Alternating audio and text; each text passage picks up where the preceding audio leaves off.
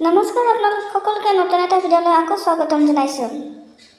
আপোনালোকে SBM মানে স্বচ্ছ ভাৰত মিছনৰ বাবে যদি আপোনালোকে এপ্লাই কৰিছিল মানে টয়লেটৰ বাবে যদি আপোনালোকে এপ্লাই কৰিছিল এই ভিডিঅ' আপোনালোকৰ বাবে খুবেই গুৰুত্বপূৰ্ণ হ'ব।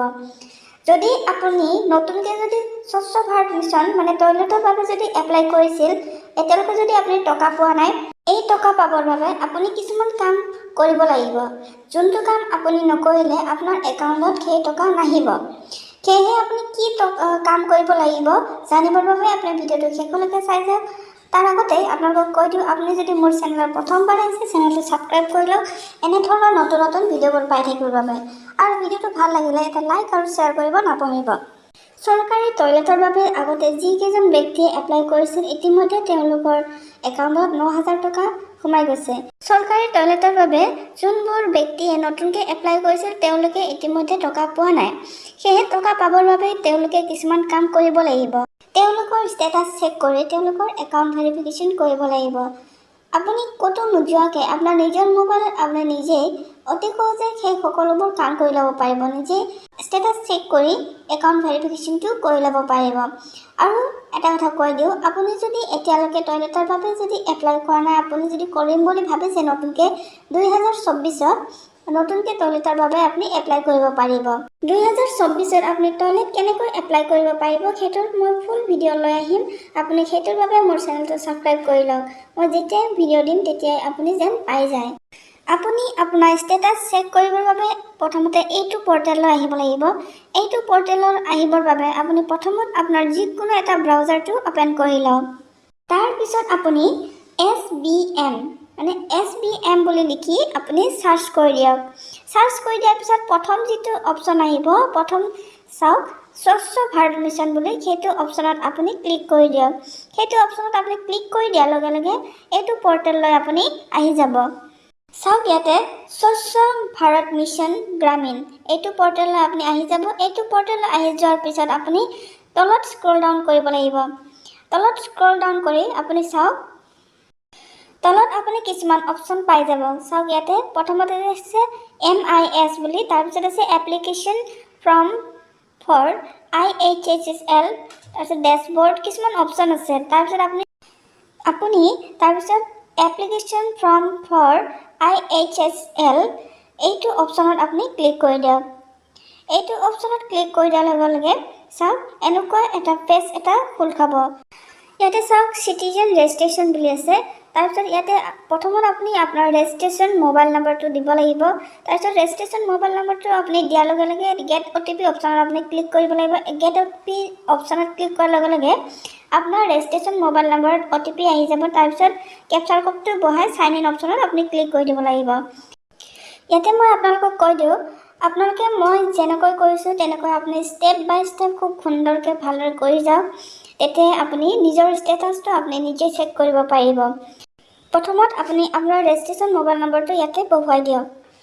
ৰেজিষ্ট্ৰেশ্যন মোবাইল নম্বৰটো বহাই দিয়াৰ লগে লগে গেট OTP অপশ্যনত আপুনি ক্লিক কৰি দিয়ক। তেতিয়া লগে লগে আপোনাৰ ৰেজিষ্ট্ৰেশ্যন মোবাইল নম্বৰত গেট OTP মানে OTP আহি যাব। OTP আহি যোৱাৰ লগে লগে আপুনি চাওক ইয়াতে ইণ্টাৰ OTP অপশ্যনটো আপুনি দেখিছে। এই OTP অপশ্যনত আপুনি আপোনাৰ মোবাইলত যোনটো OTP আহিছিল সেইটো বহুৱাই দিয়ক। তাৰপিছত তলত আপুনি কেপচাৰ কোডটো ছেম টু ছেম বহুৱাই দিয়ক। তাৰপিছত চাইন ইন অপশ্যনত আপুনি ক্লিক কৰি দিয়ক।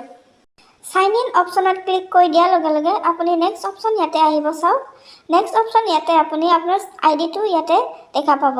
ইয়াতে আপোনাৰ ফোন নম্বৰ আপোনাৰ নাম গোটেই ইয়াতে ID ডিটেইলছবোৰ ইয়াতে পাব। তাৰপিছত আপুনি চাওক আপোনাৰ আইডিৰ অলপ ওপৰত চাওক 3 ডট লাইন আপুনি নিশ্চয় দেখা পাইছে। সেই 3 ডট লাইনত আপুনি এতিয়া ক্লিক কৰি দিয়ক। এই 3 ডট লাইনত ক্লিক কৰি দিয়াৰ লগে চাওক ইয়াতে দুটা অপশ্যন ইয়াতে খোল খাইছে নিউ এপ্লিকেশ্যন আৰু ভিউ এপ্লিকেশ্যন। এই দুটা অপশ্যন আপুনি নিশ্চয় দেখা পাইছে। যদি আপুনি নতুনকৈ যদি এপ্লাই কৰিব বিচাৰিছে তেতিয়া আপুনি নিউ এপ্লিকেশ্যন এইটো অপশ্যনত ক্লিক কৰিব লাগিব।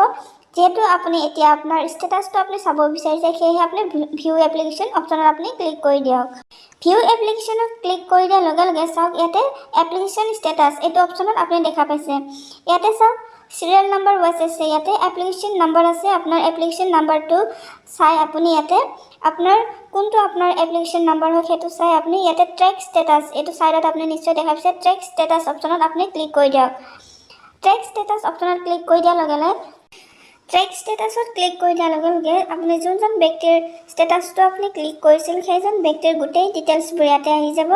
তাৰপিছতে সেইজন ব্যক্তিৰ নাম, বেংক একাউণ্ট গোটেইবোৰ ইয়াতে শ্ব' কৰিব।